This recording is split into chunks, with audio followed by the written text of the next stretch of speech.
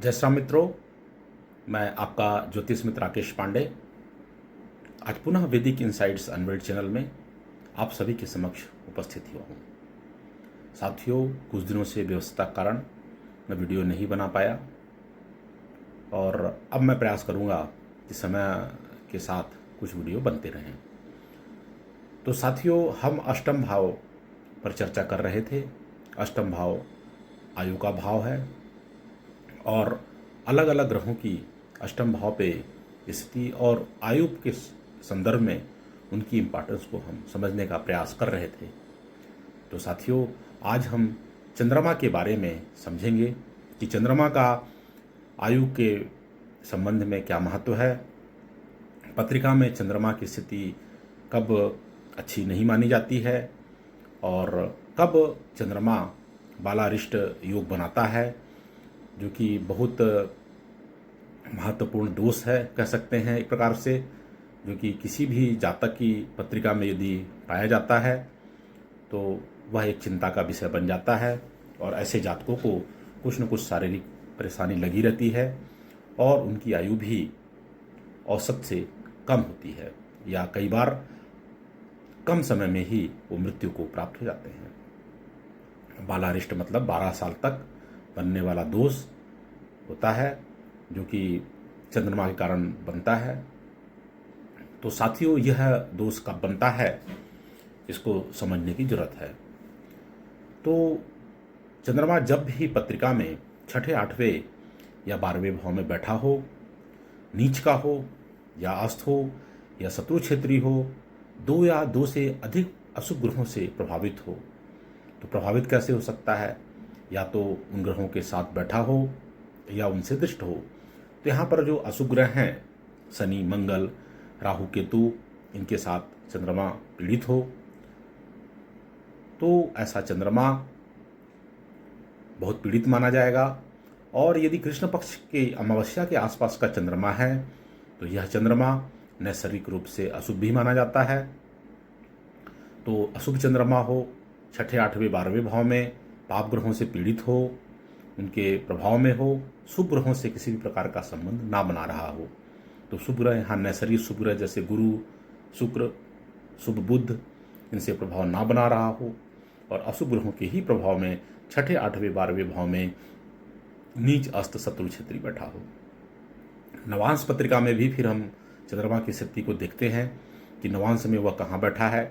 यदि वहाँ पर भी वह छठे, 8वें, 12वें में नीच, अस्त, शत्रु क्षेत्री अशुभ ग्रहों के प्रभाव में है तो फिर ये और इसकी जो स्थिति खराब हो गई, क्योंकि लग्न में तो खराब था ही था और नवांश में भी इसकी स्थिति और बिगड़ गई। तो ऐसा चंद्रमा जो लग्न पत्रिका के साथ साथ नवांश पत्रिका में भी पीड़ित हो तो वह ज़्यादा पीड़ित माना जाएगा। तो ऐसे चंद्रमा निश्चित ही बालारिष्ट योग या दोष कहें तो बालारिष्ट दोष बनाता है।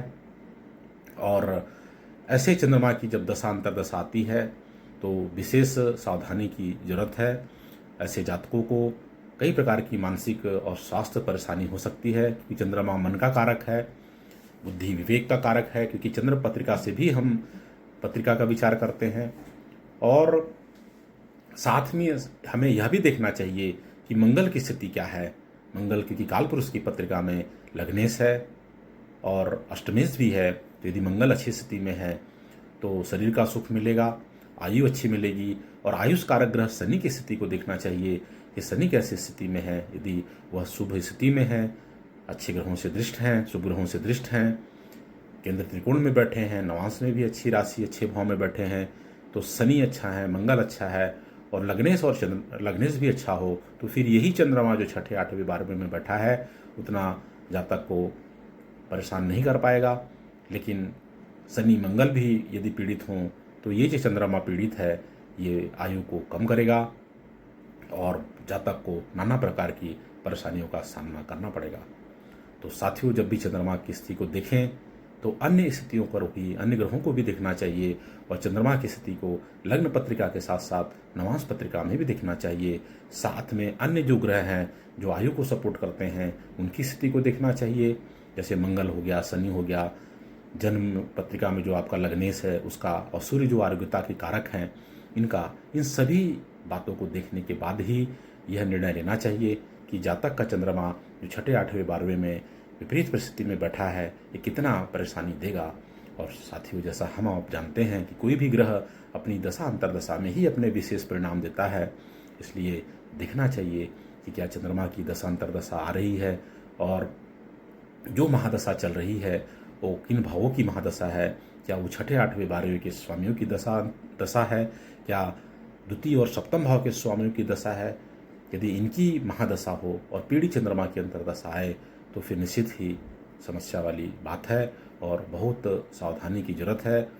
और ऐसी स्थिति में जातक के लिए महामृत्युंजय का जाप अवश्य करना चाहिए ताकि भगवान शिव का आशीर्वाद प्राप्त हो और उनके आशीर्वाद से हो सकता है कि उसको कुछ आयु मिल जाए। तो जय श्री राम साथियों, यदि आप लोग को अच्छा लगा हो तो वैदिक इनसाइट्स अनवेल्ड चैनल को सब्सक्राइब करें और अपने मित्रों तक अवश्य साझा करें। जय श्री राम।